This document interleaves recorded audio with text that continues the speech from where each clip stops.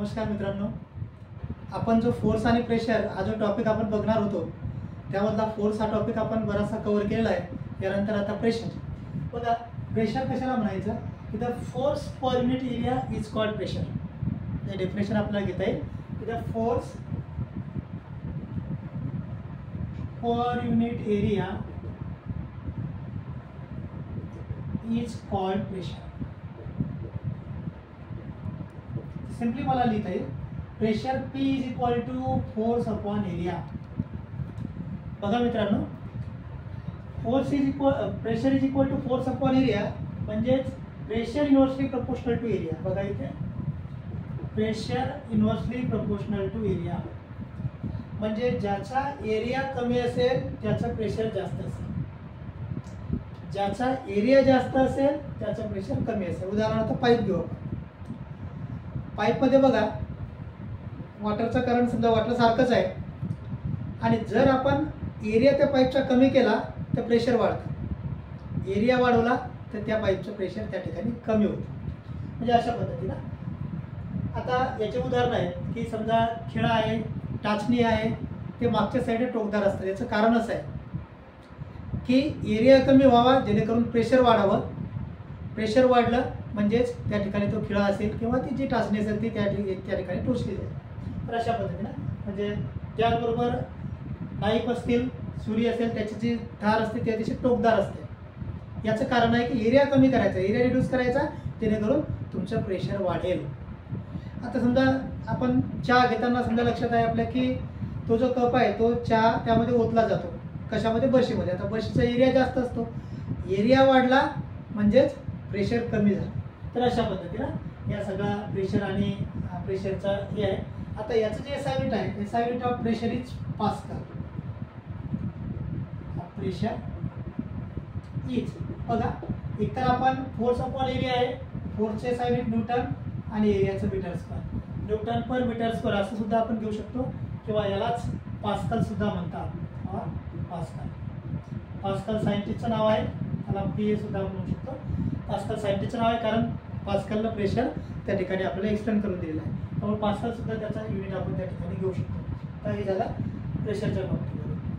आता बघा परत एक ॲटमॉस्फेरिक प्रेशर आपण बऱ्याच वेळा ऐकलेलं आहे। ॲटमॉस्फेरिक प्रेशर,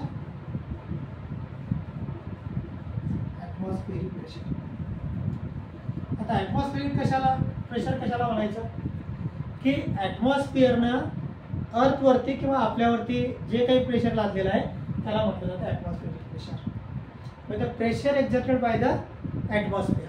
आता ॲटमॉस्फिअर काय आहे की अर्थच्या भोवती जी काही लेअर आहे, एअरची जी लेअर आहे त्याला आपण ॲटमॉस्फिअर म्हणतो आणि ॲटमॉस्फिअरनं जे काही प्रेशर त्या ठिकाणी अप्लाय केलेलं असतं त्याला आपण ॲटमॉस्फेरिक प्रेशर असं म्हणतो।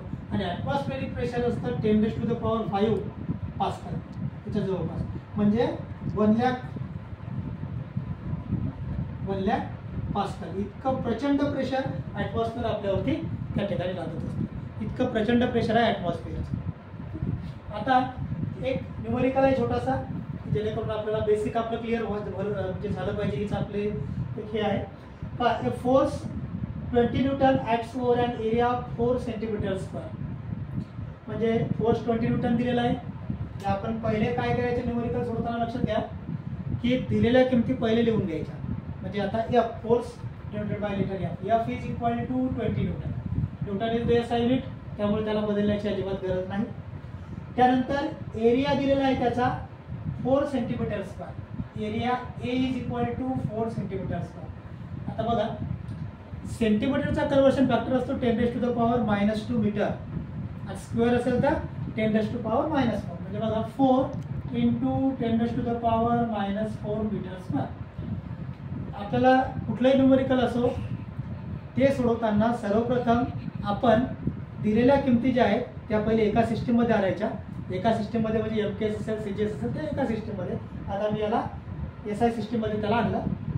फोर्सचं SI न्यूटन आहे आणि एरियाचं मीटर स्क्वेअर आहे, तर या दोन्ही याच्यामध्ये कन्वर्शन केलं। आता आपल्याला काय काढायचं आहे, व्हॉट इज द किंवा find the value of pressure. Pressure काढायचं। काय फॉर्म्युला आहे प्रेशरचा? We have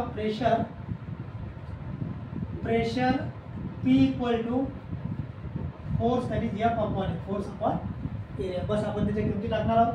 The pressure is equal to force is 20 Newton, 20 upon area 4 into 10 raised to the power -4. आता काय करणार आपण, हा जो 10 raised to -4 आहे तो वरती आल्यानंतर 10 raised to the power +4 होईल आणि 20 upon 4 is 5. 4 5 is 20. That is P is equal to 5 आणि multiplied by 10 raised to the power, हा पॉवर खाली मायनस आहे वरती आल्यानंतर तो ऑफकोर्स प्लस होईल. 10 raised to the power 4 एक तर न्यूटन पर मीटर स्क्वेअर लिहा किंवा pascal. This is the answer. बघा आता MCQ मध्ये वेगवेगळे ऑप्शन तुम्हाला दिले जातील, त्यापैकी हे किंवा 4 झिरो जर टाकले आपण तर और त्याच्यावरती 5 1 2 3 4 म्हणजे 50,000 पास्कल असं सुद्धा एखादा ऑप्शन असू शकतो, कारण याची 10 raised to power 4 आणि हे सारखंच आहे. कधी कधी 10 raised to power 4 च्या स्वरूपात येऊ शकतो किंवा डायरेक्ट 50,000 पास्कल आणि बाकीचे ऑप्शन चुकीचे असते. आपल्याला जो ऑप्शन सिलेक्ट करायचा आहे तो करेक्ट ऑप्शन जो असेल तो आपल्याला सिलेक्ट करायचा आहे. तर अशा पद्धतीने आपल्याला पहिले बेसिक समजून घ्यायचं आहे आणि हळूहळू न्यूमरिकल सोडवण्याचा आपल्याला सराव करायचा आहे की जेणेकरून आपल्याला अडचणी येणार नाहीत. कारण फिजिक्समध्ये न्यूमरिकल्स खूप असतात, पण न्यूमरिकल सोडवण्यासाठी पहिले आपली थेरी क्लिअर असणं आवश्यक आहे. थेरी क्लिअर झाली म्हणजे आपले फॉर्म्युले त्या ठिकाणी क्लिअर होतील. फॉर्म्युले क्लिअर झाले म्हणजेच आपल्याला कन्व्हर्शन करता येईल आणि कन्व्हर्शन केल्याच्या नंतर आपल्याला ते न्यूमरिकल्स इझिली सोडवता येतील. आणि म्हणून सुरुवातीपासून आपल्याला लक्ष देणं आवश्यक आहे, सुरुवातीपासून अभ्यास करणं आवश्यक आहे. ठीक आहे, आज इथेच थांबूया. धन्यवाद.